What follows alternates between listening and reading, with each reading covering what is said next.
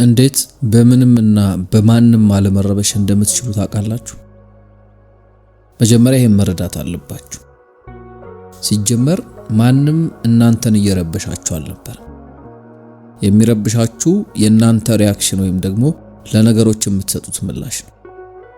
ታዲያ ያንን በሚገባ ማየትና መረዳት የምትችሉ ከሆነ በፍጹም የማይነካ ማንነትን መገንባት ትችላላችሁ። እስኪ አስቡት፣ የሆነ ሰው ሰደባችሁ፣ የሆነ ሰው ችላ አላችሁ፣ የሆነ ሰው መኪና እየነዳችሁ በማይሆን መልኩ አቋርጧችሁ አለፈ። ያኔ ወዲያውኑ ርብሽብሻችሁ ይወጣል። ነገር ግን ያንን ረብሻ ምንድነው የፈጠረው? የነሱ ተግባር ነው ወይስ ደግሞ እናንተ ለነሱ ተግባር የሰጣችሁት ምላሽ? እውነታው ምን መሰላችሁ? ሰዎች የሚያሳዩት ባህሪ እንደራሳቸው ነው። ነገር ግን የእናንተ መረበሽና ስቃይ የሚጀምረው ልክ የነሱ ባህሪ የእናንተን የአእምሮ ደረጃ እንዲወስን ስትፈቅዱለት ነው። ይህ ነገር ሰዎችን እንደሚመርጥ አስተውላችሁ ታውቃላችሁ? የሆነ የማታውቁት እንግዳ የሆነ ሰው የሚናገራችሁ አስከፊን ነገር ንቃችሁ ታልፉታላችሁ። ነገር ግን ያንኑ ተመሳሳይ የሆነ ቃል አጋራችሁ፣ አለቃችሁ፣ ወላጆቻችሁና ጓደኞቻችሁ ከተናገሩት የሚሰጣችሁ ህመም ከፍ ያለ ይሆናል። ለምን ካላችሁ ምክንያቱም ለነዛ ሰዎች ስለራሳችሁ በምትነግሩት ታሪክ ውስጥ ትልቅ ቦታ ስለምትሰጧቸው ነው። እያንዳንዱ የነሱ ቃል ኢጓችሁን ይነካውና ወዲያው ደግሞ ኢጓችሁ ያለቅሳል። ስለዚህ ጥያቄው እንዴት ነው በፍጹም በነገሮች የማትሸበሩት የሚለው ነው። መጀመሪያ ይሄንን ኮኔክሽን በሚገባ ማየት አለባችሁ። ጉዳዩ እነሱ ምን አሉ ስለሚለው አይደለም፣ ይልቁኑ እናንተ ከሚለው ሐሳብ ጋር ምን ያክል በቅርበት ተጣብቃችኋል የሚለው ነው። ያንን ደግሞ አንዴ ካጣችሁት የነሱ ቃላት አየሩን ሞልተው ይሰማችኋል። አንድ መነኩሴን የተመለከተ የሆነ ታሪክ ነበር። ያ መነኩሴ በአንድ መንደር ውስጥ የሆነ ሰው ያጋጥሟል። ያ ሰውዬ መነኩሴው ላይ ይጮህበታል፣ ይሰድበዋል፣ ያላግጥበታል። ይህንን ተግባራት ለሰዓታት ቀጠሉ። መነኩሴው ግን በፍጹም በተረጋጋ መንፈስ ውስጥ ሆኖ እየሳቀ ተቀመጠ። ታዲያ ቆይቶ ሰዎች መነኩሴውን ለምንድነው ያ ሁሉ ነገር ሲደረግ ያልተናደድከው? ምላሽስ ያልሰጠው ብለው ሲጠይቁት እንዲህ ሲል መለሰላቸው። የሆነ ሰው ስጦታ ሰጥቷችሁ እናንተ ደግሞ ስጦታውን ካልተቀበላችሁት ያ ስጦታ ለማን ነው የሚገባው? ስድቦች መቀበል የማትፈልጓቸው ስጦታዎች ናቸው። አልቀበልም ካላችሁ ሰጪው ጋር ይቀራሉ ሲል መለሰ። አሁን እስኪ አስቡት፣ እንደዛ ብትኖሩ ዓለም ልትጮህ ትችላለች፣ ነገር ግን እናንተ በቀላሉ ተራምዳችሁ ማለፍ ትችላላችሁ። ምክንያቱም ያ ጩኸት የነሱ እንጂ እናንተ እንዳልሆነ ስለተረዳችሁ። ያ እንግዲህ እውነተኛ ነፃነት ነው። ነፃነት ሌሎችን በመቆጣጠር ውስጥ አይደለም የሚገኘው። ሰዎችን መጥፎ ከመሆን ተቺ ከመሆን ወይም ደግሞ ቸልተኛ ከመሆን ልታስቆሟቸው አትችሉ። በቃ እነሱ ራሳቸውን ነው የሚሆኑት። ትልቅ ዋጋ ያለው ነፃነት ማለት ምላሻችሁን የመምረጥ ነፃነት፣ ከመበሳጨት ይልቅ መሳቅን፣ ከመታገል ይልቅ ትቶ መሄድን፣ ከመቃጠል ይልቅ መተንፈስን። በዚህ መንገድ ነው እንግዲህ በፍጹም ማትረበሹት። ዓለምን ዝም በማስባል እኮ አይደለም፣ ነገር ግን ኃይላችሁ በምታደርጉት ነገር ላይ እንደሚያርፍ በመረዳት ነው። አሁን አንድ ጥያቄ ልጠይቃችሁ። ለምንድን ነው ሰዎች በአእምሯችሁ በነፃ ለሰዓታት እንዲኖሩ የምትፈቅዱላቸው? የሆነ ሰው ጠዋት ላይ አናዷችሁ፣ ማታ ላይ ያንኑ ደጋግማችሁ ታስባላችሁ፣ ቁስሉን ትቀባቡታላችሁ፣ ታሪኩን ደጋግማችሁ ለራሳችሁ ትነግሩታላችሁ። ያ ሰው ከየኔ ረስቶት ይሆናል። እናንተ ከሱ መንፈስ ጋር በአእምሯችሁ እየተከራከራችሁ፣ እሱ ግን አልጋው ላይ ለጥ ብሏል። ታዲያ እዚህ ጋር ማን ነው እየረበሻችሁ ያለው?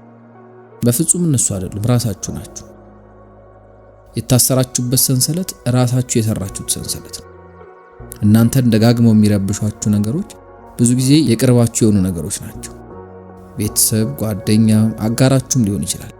ለምን ካላችሁ ምክንያቱም እነዛ ሰዎች የቅርቤ ራሴ ሰው ብላችሁ ስለምታስቡ እናንተ በውስጣችሁ የጻፋችሁትን ስክሪፕት በጥሩ ሁኔታ እንዲተውኑት ስለምትጠብቁ ነው። ያንን ሳያደርጉ ሲቀሩ ደግሞ እንደተካዳችሁ ነው የምታስቡት። ነገር ግን እነዛ ሰዎች ከጻፋችሁት ስክሪፕት ጋር እንዳልተስማማችሁ አስተውላችኋል? አያችሁ፣ የሚረብሿችሁ የተለየ ሰው እንዲሆኑ ስለምትፈልጉ ነው። ታዲያ ልክ ይህንን ፍላጎት ስትጥሉት ጫናው እየጠፋ ይመጣል። እርግጥ ነው እነዛ ሰዎች እንደ ሞኝ አክት ሊያደርጉ ይችላሉ፣ ነገር ግን ሰላማችሁ ከዚህ በኋላ ከነሱ ትወና ጋር መተሳሰሩ ያበቃለታል።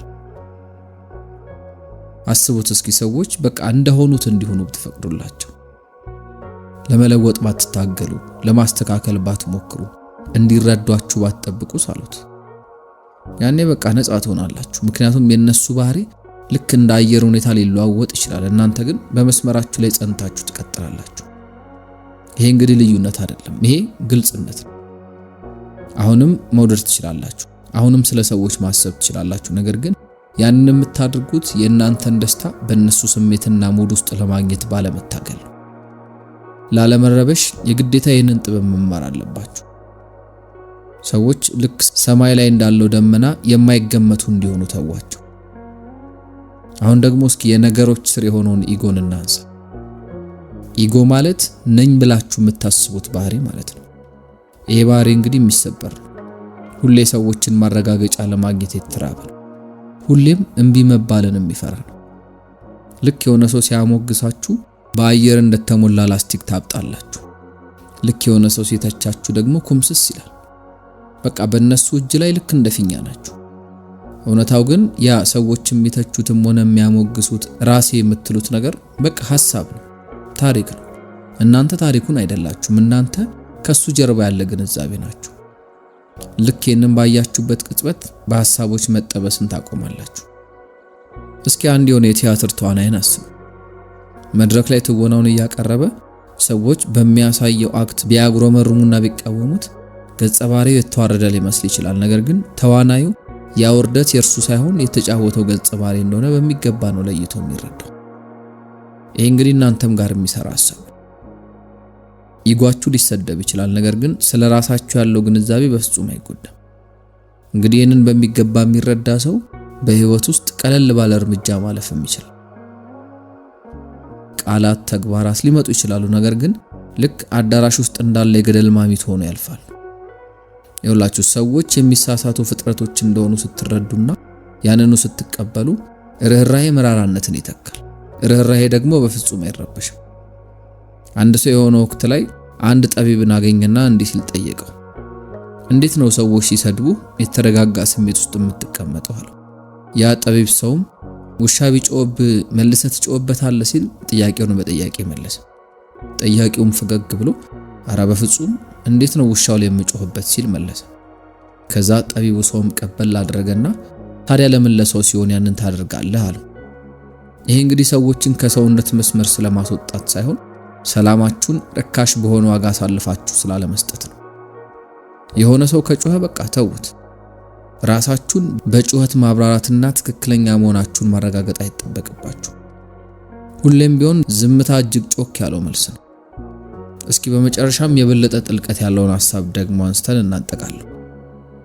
እነዛ የሚረብሿችሁ ሰዎች አስተማሪዎቻችሁ ቢሆኑስ? እስኪ አስቡት። በጣም የሚረብሿችሁና የሚያማርሯችሁ ሰዎች የምርም የት እንደሆናችሁ እየነገሯችሁ። እነዛ ሰዎች ውስጣችሁ ያሉ ቁልፎችን እያጋለጡባችሁ። ያለነሱ ምናልባትም ልህቀት ውስጥ እንደገባችሁ ልታስቡ ትችላላችሁ። ነገር ግን እንደዛ አይነት ሰዎች ይፈትኗችኋል፣ ጫፎቻችሁን ያሳያችኋል።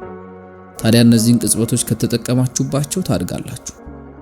እነዛ ሰዎች ቀኔን አበላሹብኝ ከማለት ይልቅ እነዛ ሰዎች ስራዬን አሳዩኝ ትላላችሁ። በዚህ መስመር በጣም የሚረብሿችሁ ሰዎች ሳይቀር ወደ ነፃነታችሁ የምታደርጉት ጉዞ አንድ አካል ይሆናል። ለዛ ነው ጠቢብ ሰዎች አስቸጋሪ ነገሮችን ከመቃወም ይልቅ እንኳን ደህና መጣ ብለው የሚቀበሉት።